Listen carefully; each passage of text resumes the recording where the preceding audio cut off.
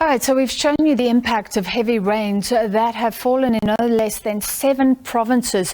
Yesterday, government declared a national state of disaster. To discuss, we're joined now by Professor Livhuwani Nemakonde from the School of Geo and Spatial Sciences at Northwest University. Professor, thank you for being with us. Government is saying this will allow for an intense and coordinated response. Just tell us what will be different in our response to this flooding under a national state of disaster.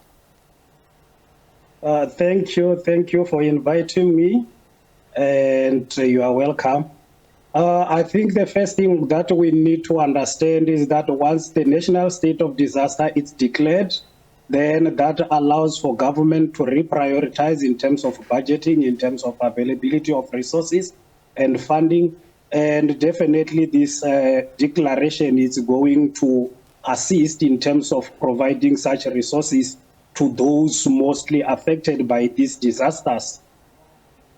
It also allows for police to get more involved, I understand, for the SANDF to get more involved. Is that good news for people who may still be cut off or are homeless right now? That is still very good news. That's the resources that we are talking about. We know that the SANDF might have transportation system. They might have the capacity in terms of human resources that can be able to help, in relocating and moving some of these people. You will know that most of the people who are affected are in low-lying areas. Some of them are trapped in some of the areas that your normal transportation or vehicles might not reach. So it is very, very important that the SANDF can also assist in this regard. Professor, there's a lot less controversy around this state of disaster declared compared to the one around electricity. Is that because, I guess we've been through this before, it's happened before, and it's pretty clear how funds should be used and things like that? Actually, this one doesn't have, from our point of view, this one doesn't have controversy. We have spoken much against the declaration for the crisis, and maybe one of the biggest issues or one of the biggest questions now is how the government is going to handle the 2 state of disasters that are running in parallel. We know that all of them require resources, all of them might need financial resources, and everybody is waiting to see how government is going to deal with this. We are still waiting for the regulations for the first declaration that happened last week, and definitely, obviously, after this declaration, then there must be regulation that guides what needs to happen. So we are really looking forward to see how government is going to handle both stages of disasters. Yeah, you're right. This complicates things that there are now 2. After the flooding in KwaZulu-Natal previously, government said because of the controversy around COVID-19, there would be real-time audits. Is it possible to track what government has done in the past? Is that well known with regards to flooding? Was it money well spent? What's been done so far? It's possible to do that. One can say it's possible to do that, but so far we haven't seen any report that states what happened in KZN, how much was spent there, and what are the efforts in terms of rebuilding back better. But I think reports might still be compiled. It takes time. Yes, immediately after the events, there are rapid assessments that are conducted.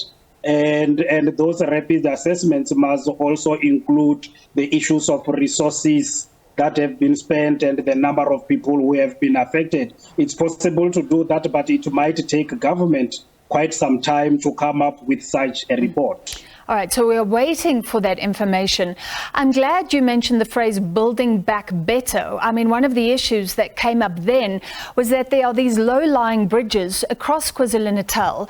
Surely they shouldn't have been built like that in the first place, and they are a problem for communities across that province. So that would be important this time as well. If a bridge is washed away, at least build something that is much more sustainable going into the future. That's very, very correct. Actually, that is outlined in the Sendai framework for disaster risk reduction, that once disasters have affected us, we need to build back better. One of the issues, again, as you might have heard from the clips that you have played, is that most of the people are also residing in low-lying areas. Some of them are residing in riverbanks. And definitely these people are going to be affected when we have floods. So in terms of building back better, these people need to be relocated and move away from flood zones. Building codes needs to be enforced when building this public infrastructure so that the right quality is put in place so that they can withstand some of these environmental or weather phenomena that we are seeing. And nobody is washed away unnecessarily. Finally, Professor, well, I guess we can leave it there. I was going to just look at the spending, and I guess farmers, very quickly, farmers will be crying out for funds, surely. No, definitely. And it's not only farmers. I mean, in some of these areas, you have your communal farmers or small-scale farmers who are affected. Livestock is washed away, fields are being washed away, and definitely we hope that government is going to prioritize making resources available and helping these communities recover from these disasters. I mean, this is happening in the backdrop of the COVID-19 that just happened, and people are still recovering from that.